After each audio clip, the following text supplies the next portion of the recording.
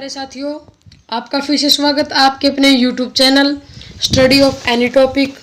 In this video you will learn about samas Hindi topic by Suman Kaushik ma'am. Okay friends, start this topic. नमस्कार, आज हम पढ़ेंगे समास के बारे में, समास के अर्थ, भेद और उपभेदों के बारे में। तो समास का सबसे पहले जो अर्थ होता है वो क्या होता है? समास का अर्थ होता है छोटा कर्ण, संक्षिप्त भी जिसको हम कह सकते हैं, या संक्षिप्त करने की जो विधि होती है वो हमारी क्या कहलाती है? समास कहलाती है। इसी प्रकार से जो समास है वो शब्द निर्माण का कार्य भी करता है। जब दो या दो से अधिक शब्द मिलकर एक नए शब्द बनाते हैं तो उसको भी हम क्या कहते हैं? समास। जैसे हमारे पास उदाहरण है रसोई घर, रसोई के लिए घर। यहाँ से हम रसोई जो है वो अलग शब्द है और घर जो है अलग शब्द है। जब हम इन दोनों को मिला देते हैं तो एक नए शब्द का निर्माण होता है। इसी प्रकार से समास विग्रह और समस्त पद का भी रोल होता है इसमें, वो है समास विग्रह। जब किसी समस्त पद या सामासिक शब्द को उसके विभिन्न पद या विभक्ति सहित पृथक करने की प्रक्रिया को समास कहा जाता है। जैसे हमारे पास उदाहरण है विद्यालय। अब इसका जो विग्रह होगा, समास विग्रह जिसको हम कहेंगे, विद्या के लिए आलय। और इसी प्रकार से हमारे पास जो दूसरा उदाहरण है वो क्या है? माता पिता। तो इसका विग्रह क्या होगा? माता और पिता। इस प्रकार से जो विभक्ति के साथ लिखा जाता है उसको हम क्या कहेंगे? समास विग्रह कहेंगे। और जो विभक्ति रहित लिखा जाता है उसको हम क्या कहेंगे? समस्त पद कहेंगे। तो ये समास विग्रह। अब समास के अंदर दो पदों का खेल होता है। कितने पदों का? दो पदों का। समास में इसमें किसी समास में पहला पद प्रधान होता है, किसी में दूसरा पद प्रधान होता है और किसी में दोनों पद मिलकर किसी अन्य की विशेषता के बारे में हमें बताते हैं। तो समास के जो नाम हैं 6 प्रकार के होते हैं। समास के जो नाम इस प्रकार से हैं: अव्ययीभाव समास, तत्पुरुष समास, द्वंद्व समास, बहुब्रीहि समास, द्विगु समास और कर्मधारय समास। तो बारी बारी से अब हम समास के भेदों के बारे में पढ़ेंगे। तो सबसे पहला जो हमारा भेद है वो कौन सा है? अव्ययीभाव समास। इसमें पहला पद प्रधान होता है और पहला पद प्रधान होता है और जो हमारा पद है दूसरा वो अव्यय का कार्य करता है। साथ में इसका जो तीसरा बिंदु है हमारा, संस्कृत के उपसर्ग समस्त पद भी अव्ययीभाव समास में आते हैं। जैसे उदाहरण के माध्यम से आपको समझाते हैं। इसमें यथाशक्ति है। यथा क्या है? हमारा पहला पद है। शक्ति दूसरा पद है। आ और भर ये भी हमारे पहले पद हैं। मरण और पेट ये हमारे दूसरे पद हैं। अब इसमें पहला पद प्रधान है और अव्यय का कार्य भी है कर रहे हैं, और साथ में यथा है या आ या भर, ये तीनों जो हमारे शब्द हैं ये क्या कर रहे हैं? उपसर्ग का काम भी कर रहे हैं। इनका विग्रह क्या होगा? शक्ति के अनुसार, मरने तक, पेट भर कर। इस प्रकार से अव्ययीभाव समास में पहला पद प्रधान होता है, संस्कृत के उपसर्ग का कार्य भी करता है, या ये कह सकते हैं कि उपसर्ग का कार्य करता है और वह अव्यय का कार्य भी करता है। अब अव्यय क्या होते हैं? जिसमें कोई परिवर्तन नहीं होता, लिंग वचन कारक काल के कारण इनमें। अभी हमारा जो क्या है?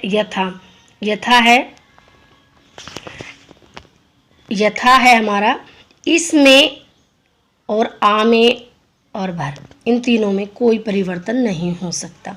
तो ये हमारे क्या काम कर रहे हैं? ये हमारा अव्यय का कार्य भी कर रहे हैं। इसके बाद आता है हमारा दूसरा भेद जो है समास का, तत्पुरुष समास। तत्पुरुष समास का शाब्दिक अर्थ, तत् मतलब वह और पुरुष मतलब वह आदमी। इस प्रकार से इसका क्या हुआ शाब्दिक अर्थ? वह आदमी। अब तत्पुरुष समास में दूसरा पद प्रधान होता है। कौन सा? दूसरा पद प्रधान होता है और इसमें विभक्ति का लिंग वचन दूसरे पद के अनुसार ही होता है। और जब हम इसका विग्रह करते हैं अर्थात तत्पुरुष समास के जो उदाहरण हैं, यहाँ पर जब हम उनका विग्रह करेंगे तो कर्ता और संबोधन की विभक्तियों का लोप पाया जाता है। अब कर्ता और संबोधन ये हमारे कारक हैं। कारक के 8 भेद होते हैं। 8 में से जो पहला भेद है हमारा और जो 8वां भेद है उनको हमने छोड़ देना है।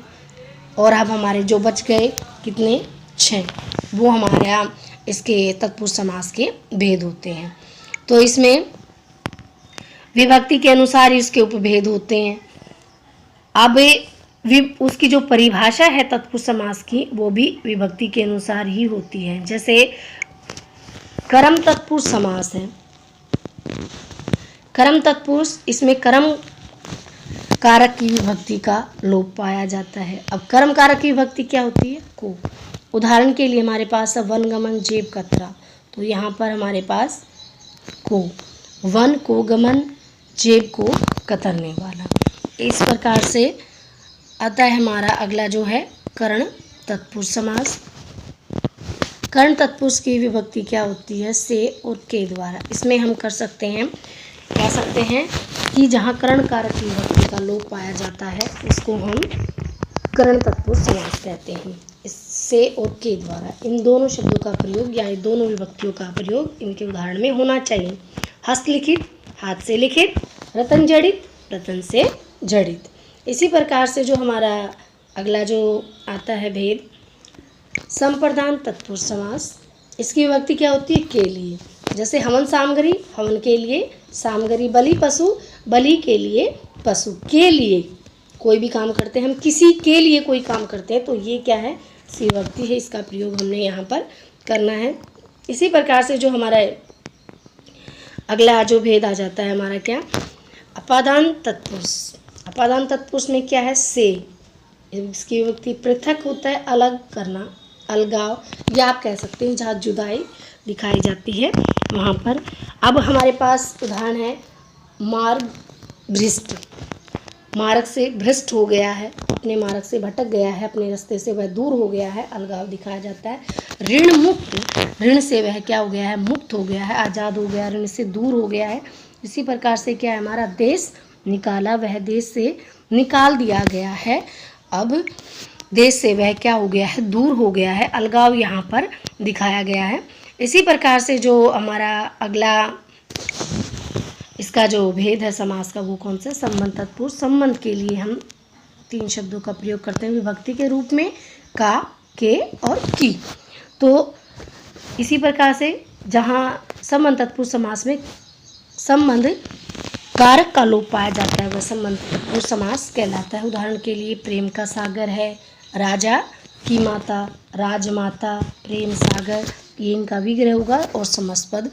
इस प्रकार से ये हमारा संबंध तत्पुरुष समास है। उसके बाद आता है हमारा अधिकरण तत्पुरुष समास। अधिकरण तत्पुरुष की विभक्ति कौन सी होती है? में और पर। अब अधिकरण कारक का, जहाँ कारक की विभक्ति का लोप पाया जाता है वहाँ अधिकरण तत्पुरुष समास होता है। तो वन में वास है, उसमें रह रहा है, वन में रह रहा है, वन में वास कर रहा है। इसी प्रकार से क्या होता है फिर? जीवों पर दया, घोड़े पर सवार। में और पर इन विभक्तियों का प्रयोग किया जाता है।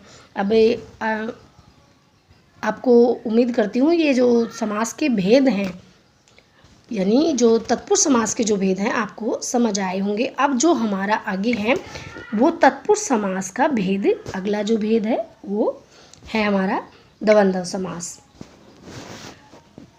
द्वंद्व समास, इस समास में क्या होता है? दोनों पद प्रधान होते हैं और दोनों पद एक दूसरे के क्या होते हैं? विलोम होते हैं। और विग्रह करने पर और, अथवा और या का प्रयोग होता है। ज़्यादातर हमारा क्या होता है? और का प्रयोग ही होता है इसमें।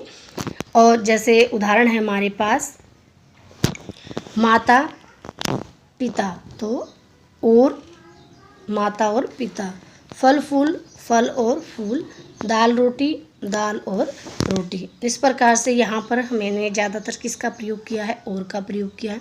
विलोम शब्द भी हो सकते हैं, दिन रात, ऊपर नीचे, ऊपर और नीचे, दिन और रात। इस तरह से ये क्या होते हैं? एक दूसरे के विलोम शब्द भी होते हैं और इसमें दोनों पद जो हैं हमारे क्या होते हैं? बराबर होते हैं। अगला जो हमारा भेद है वो क्या है? बहुब्रीहि समास। बहुब्रीहि समास, इसमें कोई भी पद प्रधान नहीं होता है, बल्कि क्या करते हैं, जो दोनों पद हैं वो मिलकर हमें तीसरे के बारे में बताते हैं। और विग्रह करने पर प्रयोग होता है इन शब्दों का, है, जो, जिसका, जिसकी या जिसके। अब उदाहरण देख लेते हैं। जैसे हमारे पास उदाहरण है दशानन। अब 10 और आनन, 10 आनन है जिसके, आनन का मतलब क्या होता है, आनन का मतलब मुख होता है या मुंह जिसको हम कहते हैं। अब 10 मुख हैं जिसके, वह कौन है, हम सभी जानते हैं वह कौन है जिसके 10 मुख हैं, तो वह हमारा कौन है, रावण है, जिसके 10 मुख हैं। 10 आनन हैं जिसके 10 मुख हैं जिसके, वह कौन है, हमारा रावण है। इसके बाद अन्य उदाहरण है हमारे पास सुग्रीव। सु का मतलब अच्छा और ग्रीव मतलब गर्दन। सुंदर है गर्दन या ग्रीवा, जिसकी कोई भी हो सकता है, कोई भी स्त्री पुरुष हो सकता है। उसके बाद हमारे पास अगला जो उदाहरण है नीलकंठ है। अब नीला है कंठ जिसका, यह नीला और कंठ ये दोनों पद मिलकर हमें किसकी विशेषता बता रहे, शिव की। हम सभी जानते हैं कि शिव जी भगवान को नीलकंठ कहा जाता है। और 2 उदाहरण और हमारे पास पीताम्बर है और त्रिनेत्र। त्रिनेत्र भी हम किसको कहते हैं, शिव भगवान को कहते हैं। इस प्रकार से ये जो दोनों पद हैं बहुब्रीहि समास में, दोनों पद मिलकर किसी अन्य की विशेषता हमें बताते हैं। इसके बाद अगला जो समास का भेद है द्विगु समास। इसमें जो पहला पद है संख्यावाचक होता है। पहले पद में अर्थात जो हमें गिनती मिलेगी, और दूसरा पद हमें समूह या समाहार जिसको हम ग्रुप कहते हैं उसका हमें बोध कराता है। जैसे त्रिभुज है, त्रिरत्न। अब यहाँ पर क्या है, गिनती आई हुई है हमारी 3 भुजाओं का समाहार या समूह और 3 रत्नों का समूह।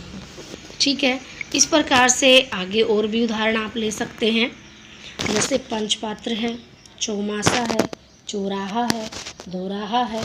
दोराहा में 2 आया हुआ है, चौराहे में 4 आया हुआ है, चौमासे में भी 4 आया हुआ है, पंचपात्र में 5 आया हुआ है। अन्य उदाहरण हम ले सकते हैं अठन्नी, चवन्नी। इस प्रकार से यह हमारे जो समास के उदाहरण, जिसमें पहला पद क्या होता है हमारा संख्यावाचक होता है द्विगु समास में, और दूसरा जो पद है वो हमें समूह का बोध कराता है। उसके बाद आता है हमारा कर्मधारय समास। कर्मधारय समास में जो पहला पद होता है विशेषण और जो दूसरा पद होता है वो क्या होता है, विशेष्य। अब आप कर्मधारय समास को समझने के लिए विशेषण और विशेष्य का आपका ज्ञान होना चाहिए। विशेषण क्या होता है, जो संज्ञा सर्वनाम की विशेषता बताए, और विशेष्य क्या होता है, जिस शब्दों की विशेषता बताई जाए। उदाहरण है हमारे पास, उदाहरण के द्वारा से हम इसको समझेंगे। इसी प्रकार से उपमेय और उपमान, उपमेय और उपमान जिनका अलंकार में हम प्रयोग करते हैं। उपमेय जिसकी विशेषता बताई जाती है, जिसकी तुलना की जाती है। उपमान जिसके साथ तुलना की जाती है। तो ये उपमेय और उपमान का संबंध होता है विशेषण और विशेष्य का। और विग्रह करने पर क्या करते हैं, हम रूपी शब्द का प्रयोग ज़्यादातर इसमें हम करते हैं। हमारे पास उदाहरण है लाल मिर्च, नीलकमल। अब इसमें लाल मिर्च में मिर्च की विशेषता बताई जा रही है कि मिर्च कैसी है, लाल है, और कमल की विशेषता बताई जा रही है कि कमल कैसा है, लाल। इसी प्रकार से हमारा क्या है, चरण कमल है, जो किसकी विशेषता बताई जा रही है, हमारी किसकी विशेषता बताई जा रही है, चरण की। क्या है कि वह जो भगवान के चरण हैं वह कैसे हैं, कमल रूपी चरण हैं। इस प्रकार से ये हमें क्या बता रहा है, विशेषण और विशेष्य, उपमेय और उपमान का संबंध हमें बता रहा है। उम्मीद करती हूँ आपको समास, उसके भेद और उपभेद आपको समझ में आ गए होंगे। धन्यवाद।